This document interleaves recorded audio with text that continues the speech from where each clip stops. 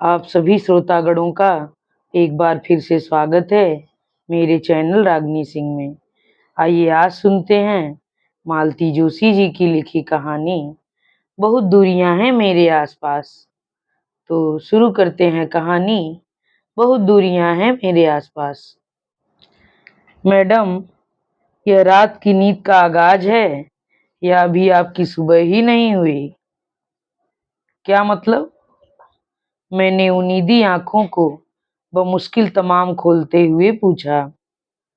मतलब यह कि शाम के 7 बज रहे हैं और कमरे का हुलिया देखकर तो यही लगता है कि आज यहाँ झाड़ू भी नहीं लगी है। इसीलिए पूछ रहा था कि क्या आपकी सुबह ही अभी नहीं हुई है? बाप रे, 7 बज रहे हैं। मेरी नींद अब एकदम काफूर हो चुकी थी और मैं कपड़े संभालते हुए उठ बैठी थी। जी हाँ, शाम के 7 बज रहे हैं। आपका यह खाकसार 6 घंटे की चाकरी करके अभी अभी लौटा है। आपका आराम अगर मुकम्मल हो गया हो तो एक कप चाय मिल जाती। अब तो सोने का सवाल ही नहीं था। चुपचाप उठकर बाथरूम गई। खूब सारा ठंडा पानी आंखों और चेहरों पर छिड़का।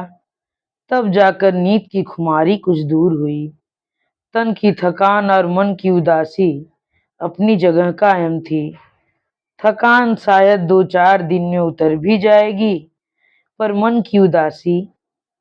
बाहर आकर देखा, सोनल चाय लगा रही थी। अरे बेटा, मैं तो आ ही रही थी। कोई बात नहीं मम्मा, एक दिन मैंने बना ली तो क्या हुआ? आप इतनी थकी हुई जो थी। मैं तो हैरान रह गई, यह खिलंदड़ी लड़की इस तरह सोच सकती है। इस पर विश्वास ही नहीं हुआ। पर उसके पापा को बेटी की यह समझदारी रास नहीं आई। बोले, ये एक दिन की बात नहीं है बेटे, अब तो शायद रोज ही तुम्हें चाय बनानी पड़ेगी। हाँ पापा, आपने ठीक कहा। अब दीदी जो नहीं है, फिर उनके हिस्से का कुछ काम तो करना ही होगा ना। कहकर सोनल जाने लगी तो मैंने कहा, अपना भी कप यहीं लेती आती ना। मैं और सचिन तो कब से पी चुके।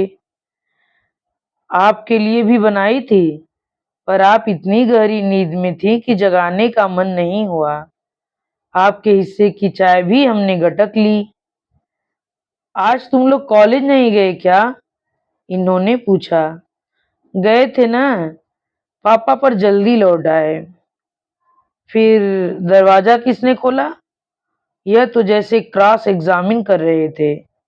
पार्वती थी ना, मेरे आने के बाद ही गई है। काम धाम समेटने के बाद बरामदे में बैठी धूप सेक रही थी। बोली, मम्मी जी थकी हारी थी, सो जगाना अच्छा नहीं लगा। सोचा थोड़ा बाद में चली जाऊंगी।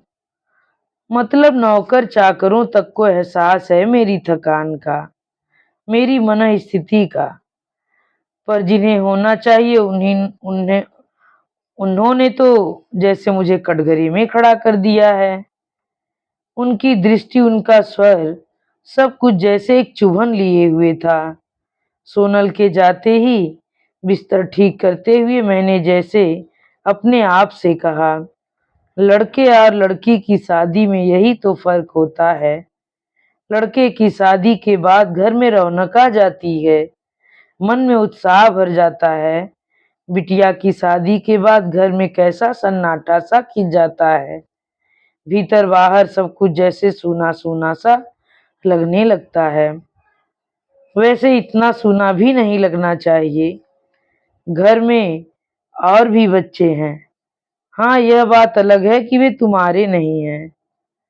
उनकी इस उक्ति पर मैं तो हैरान ही रह गई।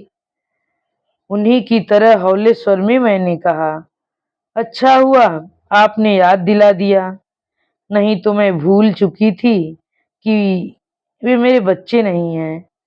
मेरे ख्याल से बच्चों को भी यह बात याद नहीं, नहीं तो पूनम इतने प्यार से चाय नहीं बना लाती। चाय तो खैर वह मेरे लिए लाई थी, सोचा होगा पापा बेचारे थके मादे आए हैं, उन्हें एक कप चाय तो देनी ही चाहिए। इसके बाद मैंने कुछ नहीं कहा।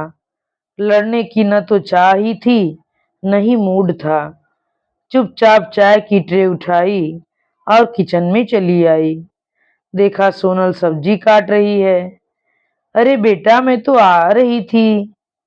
मम्मी, उसने रहस्यमय अंदाज में कहा। मैंने भरवा भिंडी बनाने की कोशिश की है, पर पापा को मत बताना, नहीं तो इतनी सी बात का इश्यू बना लेंगे। मतलब बच्चों को भी पापा की यह हरकत अच्छी नहीं लगती। मन का सारा कसैलापन दूर हो गया। हंसते हुए मैंने कहा, और अगर फ्लॉप शो हुआ तो कह देना कि मूड ठीक नहीं था। और ये आलू गोभी काट कर रखी है, कम से कम एक सब्जी तो ढंग की बने, इसलिए आप ही बनाना। ठीक है, तुम जल्दी से यहाँ से दफा हो जाओ, नहीं तो दोनों को डांट पड़ेगी। उसे किचन से रवाना करके मैंने पराठ ढूंढने की कोशिश की तो कहीं नजर ही नहीं आई। फिर दोबारा देखने पर पता चला कि पराठ टेबल पर ही है और उसमें आटा गुथा रखा है। मुझे सोनल पर इतना प्यार आया। सच, माँ का इतना ख्याल बेटियां ही रख पाती हैं। चोरी पकड़े जाने का डर न होता तो वह उल्टी सीधी रोटियां भी बेल डालती। और मैं सोच रही थी कि अदिति चली गई, अब मैं इस घर में क्यों हूँ, मेरा यहाँ क्या काम है। अपनी पितृहीन बच्ची को एक सुरक्षित छत देने के लिए ही मैंने यह विवाह किया था। बदले में दो अबोध बच्चों का मातृत्व स्वीकार किया था। उस समय सचिन 5 साल का था और सोनल 8 साल की। अदिति उस समय 10 साल की थी। उसके पिता की मृत्यु को 8 साल बीत चुके थे, पर मेरे साथ माँ थी। उनके सहारे किसी तरह मैंने वे दिन काट लिए थे। पर माँ की मृत्यु के बाद समस्या हो गई थी। सयानी लड़की को घर पर नितांत अकेले छोड़कर जाते डर लगता था और नौकरी में छोड़ नहीं सकती थी। फिर मैंने वैवाहिक विज्ञापनों की शरण ली। मुझे वही प्रस्ताव स्वीकार्य था जो मेरे साथ मेरी बिटिया को भी स्वीकार करे।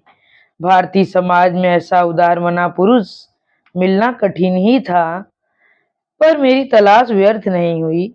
एक दिन एक विज्ञापन नजर आया। दो छोटे छोटे बच्चों के पिता को जीवन संगिनी की तलाश थी। विधवा परित्यक्ता कोई भी चलेगा, एकाध संतान से भी परहेज नहीं था। बस शर्त यही थी कि उनकी मातृविहीन बच्चों को माँ का प्यार मिलना चाहिए। लगा जैसे यह विज्ञापन मेरे ही लिए था। और फिर एक दिन मैंने अदिति के साथ इस घर में प्रवेश किया। अदिति को लेकर बहुत डर रही थी। अब तक इकलौती बेटी के रूप में सारा प्यार दुलार वही पाती रही थी। उसमें हिस्सा बांट क्या उसे सहन होगा? पर मेरा सारा डर, सारी शंकाएं निर्मूल साबित हुई। उसने बड़ी सहजता से नई परिस्थितियों से समझौता कर लिया। भाई बहनों को स्नेह सूत्र में बांधने के लिए मुझे कोई प्रयास नहीं करना पड़ा। बड़ी आसानी से वह उन लोगों की दीदी बन गई। बड़े ही साधिकार ढंग से उसने छोटे भाई बहनों की छोटी मोटी जिम्मेदारियां अपने सिर ले ली, जैसे यूनिफॉर्म्स तैयार करना, टिफिन धुलने डालना, होमवर्क करवाना। इससे मेरा भार तो कम हुआ ही, चिंता भी काफी कम हो गई। लगा कि भले ही उसने अपने मुंह से कुछ न कहा हो, अदिति अपने अकेलेपन से ऊब गई थी, छोटे भाई बहनों के लिए तरस गई थी। यूं तो वह पिता के लाड़ दुलार के लिए भी तरसती रही थी। इसलिए उसने अपने पापा पर अपनी सारी श्रद्धा भी उड़ेल दी। जूते साफ करने से लेकर उनका हर काम वह खुशी खुशी दौड़कर भाग कर करती रही, पर उनकी ओर से कभी उसे एक प्यार भरा स्पर्श या दुलार भरा शब्द नहीं मिला। वे तो यही समझते रहे मानो वे अपने उपकारों का प्रतिदान पा रहे हैं। यह पत्थर दिल शख्स तो उसकी विदाई पर भी ऐसा ही निर्लिप्त बना रहा। सोनल सचिन फूट फूट कर रो रहे थे। मेरे आंसू तो थमने का नाम ही नहीं ले रहे थे। उसके चाचा ताऊ, मामा मौसी जो खास तौर से इस शादी में सम्मिलित हुए थे, उन सबकी आंखें भी गीली थीं। वैसे भी कन्या की विदाई का प्रसंग ही ऐसा होता है कि सबको रुलाई आ जाती है, चाहे वे वर पक्ष के ही क्यों न हो। पर यह आदमी सूखा का सूखा ही रहा। अदिति जब उनके गले लगी थी तो न तो उनका कंठ भीगा, न हाथ ही थरथराया। लड़की बेचारी सहम कर क्षण भर में ही पीछे हट गई थी। क्या वे इस तरह सबको दिखाना चाह रहे थे कि वे कन्या दान का केवल कर्तव्य निभा रहे थे? वैसे कन्या से कोई उन्हें सरोकार नहीं है। खाना सानंद निबट गया तो मैंने राहत की सांस ली। शरीर और मन पस्त हो तो रोजमर्रा की रसोई भी एक संकट लगने लगती है। सब कुछ बेमन से ही बनाया था तो पूरे वक्त में धुकधुकी बनी रही कि अब बम फटा कि तब बम फटा। खाना तो शांति से निबट गया, पर बाद में सोनल जब सामान समेटने में मेरी मदद कर रही थी तो इन्होंने कहा, बेटे, मेडिकल की पढ़ाई है तुम्हारी, फालतू कामों में वक्त जाया मत करो। गुस्सा तो बहुत आया था, फिर भी मैंने सहज भाव से कहा, थोड़ा बहुत करने दीजिए, नहीं तो ससुराल में मुझे ही सुनना होगा कि माँ ने कुछ सिखाया नहीं। मेरी बेटी डॉक्टर बन रही है, वह किसी का चूल्हा चौका नहीं करेगी। इन्होंने बड़े दर्प के साथ कहा। कहने का मन तो हुआ कि डॉक्टर हो या इंजीनियर, हिंदुस्तानी लड़की को चूल्हे चौके से मुक्ति नहीं है, पर कह नहीं पाई क्योंकि सोनल मुझे चुप रहने का इशारा कर रही थी। जब भी पापा गलत ढंग से उसकी पैरवी करने लगते हैं, उसे अच्छा नहीं लगता और वह जल्द से जल्द विषय को समाप्त कर देना चाहती है। हमारी बहस को अधबीच में ही छोड़कर सोनल अपने कमरे में चली गई। उसके पापा भी अपने कर्तव्य की इतिश्री जानकर टीवी के सामने जाकर बैठ गए थे। उन लोगों के जाने के बाद मैं अकेले ही रसोई समेटती रही। मन गुस्से से जैसे उफन रहा था। अदिति को लेकर तो इतनी व्यग्रता कभी नहीं जताई।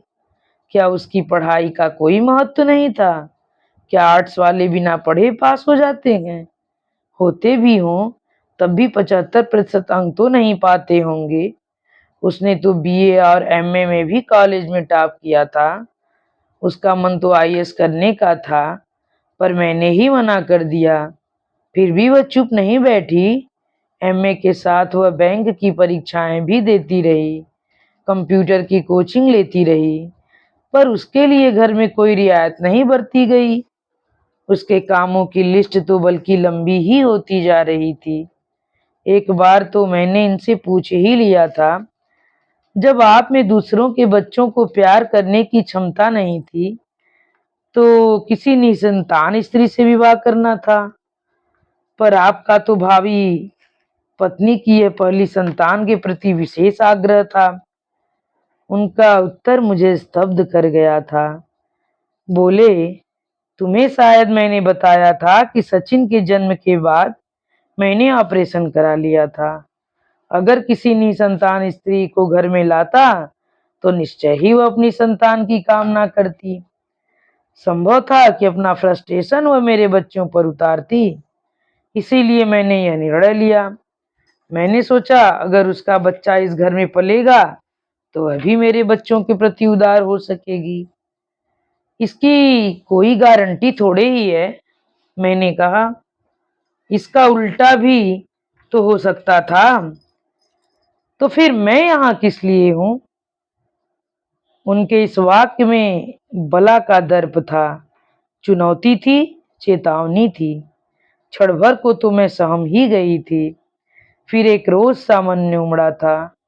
मैं जो सहज भाव से इनके बच्चों पर अपनी ममता लुटा रही हूँ, उसे क्या वे मेरी मजबूरी समझ रहे हैं?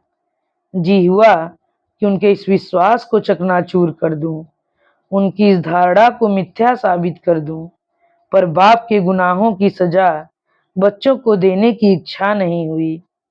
वे दोनों तो मुझे और अदिति को अपना निश्चल स्नेह दे रहे थे। दोनों ही मेरी ममता पर पूरी तरह आश्रित थे। पर उस दिन जो एक गांठ मन में पड़ गई तो पड़ ही गई। आज भी उस प्रसंग की याद आते ही हृदय कड़वाहट से भर उठा। सारे कामों से निवृत्त होकर सोने जा रही थी कि बेडरूम के दरवाजे पर ही ठिठक गई। पर्दे के पार कमरे में नीला प्रकाश फैला हुआ था। अगरबत्ती की भीनी सुगंध बाहर तक आ रही थी और वातावरण में जगजीत सिंह के मखमली सुर तैर रहे थे। जनाब मूड बना रहे थे। शादी की आपाधापी के बाद रिलैक्स होना चाह रहे थे। वैसे भी 8-10 दिन का अंतराल उनके लिए सहनीय हो गया, पर आज मेरा तन मन किसी भी तरह उसके लिए उत्सुक न था। आज मुझे ऐसे स्पर्श की आवश्यकता थी जो मुझे सांत्वना दे सके, दिलासा दे सके। मुझे ऐसे पुरुष की कामना थी जो अदिति के पिता की हैसियत से मेरा दुख बटा सके, जिसकी छाती में मुंह छिपाकर मैं जी भरकर रो सकूं। मैं पर भीतर जो पुरुष बैठा था उससे यह अपेक्षा करना व्यर्थ था। उसका प्यार देह से शुरू होकर देह पर ही समाप्त हो जाता था। जितना वह पैसों के मामले में कंजूस था, उतना ही प्यार के विषय में भी है। उसका साथ, स्नेह, सारी संवेदनाएं अपने बच्चों के लिए हैं। सारा आदर मान अपनी दिवंगत पत्नी के लिए है। मुझे और मेरी बच्ची को एक सुरक्षित छत देकर उसने जैसे हम पर एहसान किया है, और इसका एहसान वह हर पल मुझे दिलाता रहता है।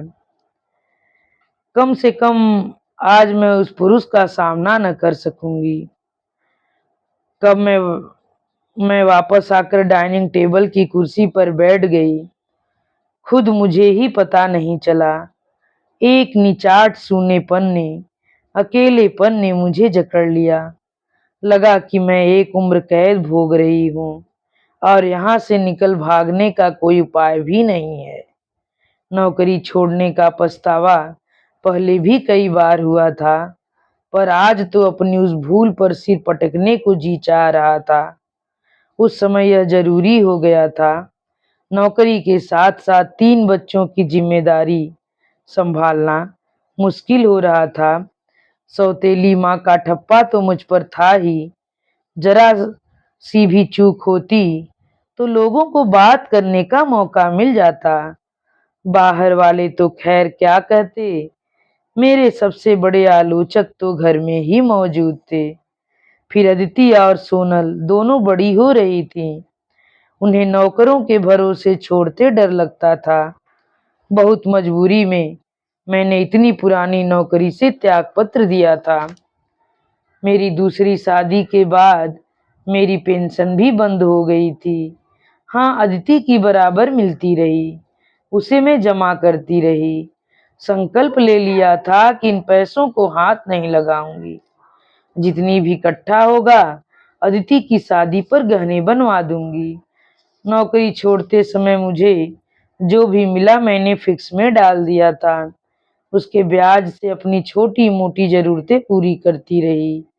वह पूरा पैसा शादी से पहले मैंने इनके हाथ में लाकर रख दिया। अदिति की शादी ही जैसे मेरे जीवन का एकमात्र ध्येय था। जाहिर था उतने पैसों से पूरा पड़ने वाला नहीं था। उन्हें अपनी ओर से भी कुछ लगाना पड़ा था, जिसका हवाला वे पिछले 8-10 दिनों में 50 बार दे चुके हैं। कई बार कहने का मन हुआ कि आपके घर में जो इतने बरसों से खट रही हो, कुछ उसका भी तो हिसाब लगाइए। पर इतनी अच्छी बात कहने की इच्छा नहीं हुई। और फिर अभी तो अदिति की सिर्फ शादी हुई है। अभी तो साल भर के 30 त्योहार बाकी हैं। फिर उसके बच्चे, बच्चों के नेत्र शगुन, इन सबके लिए तो इन्हीं की शरण में आना है ना। सच अपनी ही बनाई कारा में कैद होकर रह गई हूँ मैं। बाहर निकलने का कोई रास्ता नहीं है। उस अनचाहे पल को टाल कर यहाँ कितनी देर बैठ सकती थी मैं। कभी तो उससे दो चार होना ही था। अनिच्छा से ही सही, उठना तो था ही। उठते हुए सामने शेल्फ पर नजर गई और कतार में रखे तीन बड़े बड़े मग्स पर अटक कर रह गई। इन्हीं मग्स में अदिति रात को तीनों के लिए दूध ले जाती थी और बहुत सारे कामों की तरह यह काम भी उसने स्वेच्छा से अपने ऊपर ले लिया था। नीले फूलों वाला मग अदिति का था, लाल वाला सोनल का और हरे पीले फूलों वाला सचिन का। मुझे जैसे सांस लेने के लिए थोड़ी सी मोहलत मिल गई। मैंने गैस जलाकर दूध गर्म किया। नीले फूलों वाले मग की ओर भीगे नैनों से देखते हुए बाकी दोनों में भरा और बच्चों के कमरे का रुख किया। सोनल कमरे में नहीं थी। सोचा शायद बाथरूम में होगी। उसका दूध ड्रेसिंग टेबल पर रखकर सचिन के कमरे में गई। वह कंप्यूटर के सामने बैठा था। मेरी आहट पाते ही बोला, दीदी, उस दिन डिस्कवरी में देखा था ना। और बोलते बोलते वह एकदम चुप हो गया। पीछे मुड़कर मुझे देखा और बोला, सॉरी मम्मा, मैं समझा कि दरअसल याद ही नहीं रहा कि। मैंने धीरे से उसके सिर पर हाथ फेरते हुए निशब्द भाव से आश्वस्त किया कि उसकी कोई गलती नहीं है और मैंने जरा भी बुरा नहीं माना। उसे मग पकड़ाकर सोनल के कमरे में लौटी तो देखा दूध अभी वैसा ही रखा हुआ था। सोनल का कहीं पता नहीं था।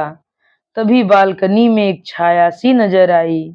देखा तो रेलिंग में टिकी सोनल शून्य में निहार रही थी। सोनल, मैंने धीरे से पुकारा तो वह एकदम चौंक पड़ी। उसने पलटकर पीछे देखा। उस समय उसका चेहरा आंसुओं से भीगा हुआ था। क्या हुआ बेटे? मैंने उसे सहलाते हुए पूछा। कुछ नहीं मम्मा, दीदी की याद आ रही थी। उस क्षण वे दोनों बच्चे मुझे इतने अपने लगे कि बस वे भी मेरी तरह अदिति की याद में भीग रहे थे। मैं उसे हाथ पकड़कर कमरे में ले आई। पलंग पर बिठाते हुए कहा, सोनल, अब हमें उसके बिना जीने की आदत डालनी होगी। मुश्किल तो है पर धीरे धीरे आदत पड़ जाएगी। कहते कहते मेरा स्वर भी भीग गया। अब अलग यह था कि मैं रो रही थी और वह मुझे सांत्वना दे रही थी। बहुत देर से रुकी रुलाई इस तरह अनायास बाहर निकल गई।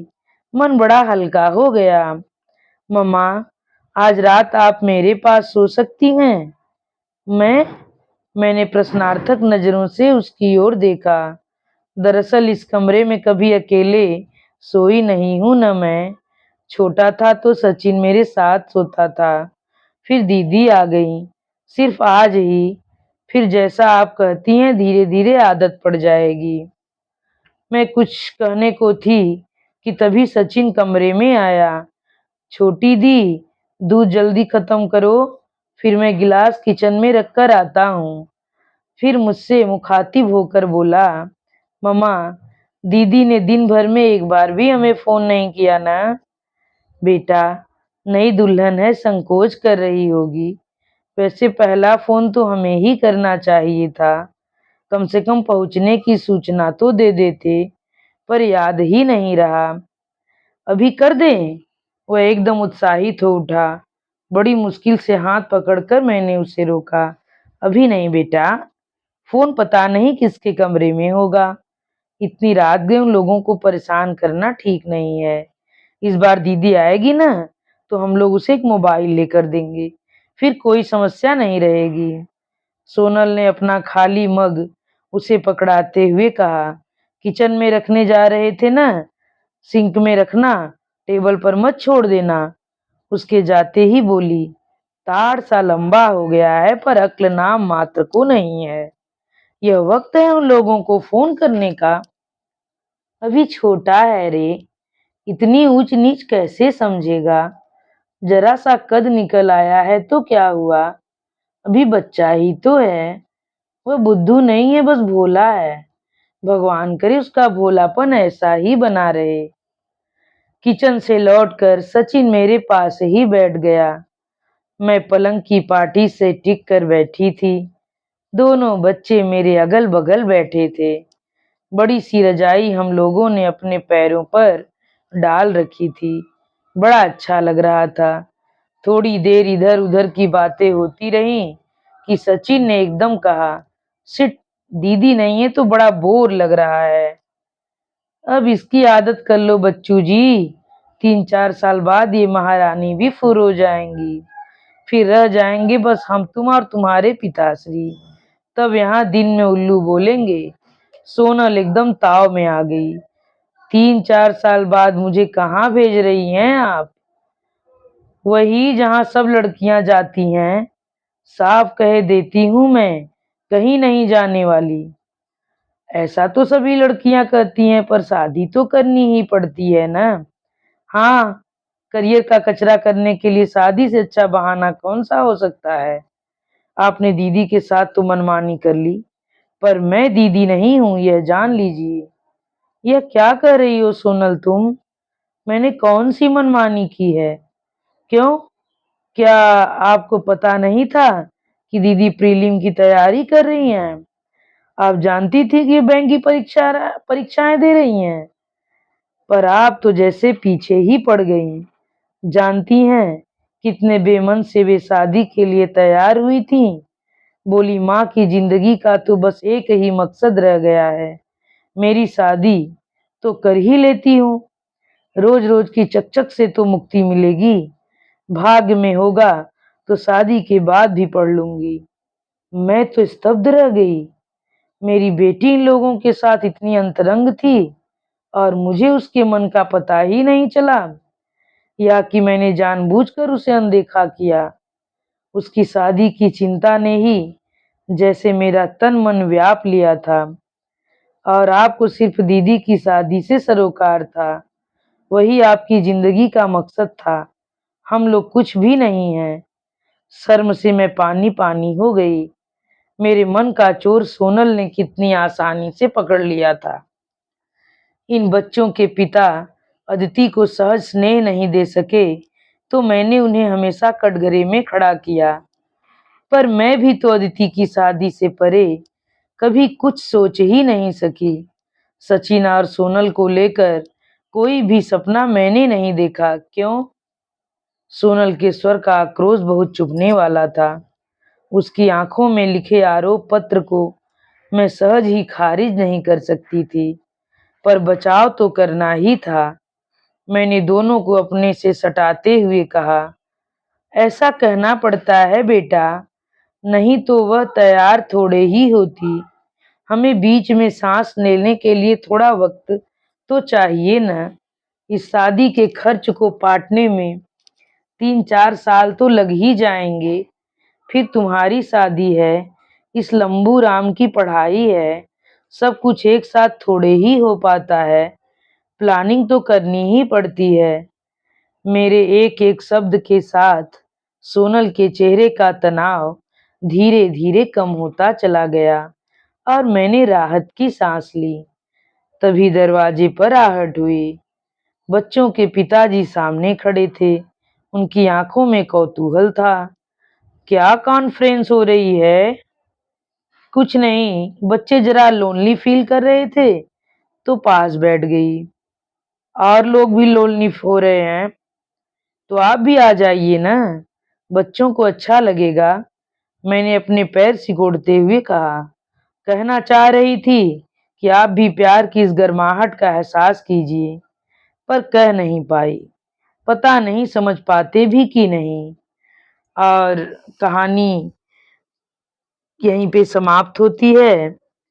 आप सभी श्रोतागणों को अगर यह कहानी पसंद आई हो तो कृपया मेरे चैनल को सब्सक्राइब, वीडियो को लाइक और कमेंट करके जरूर बताइएगा कि आप लोगों को कहानी कैसी लगी। धन्यवाद।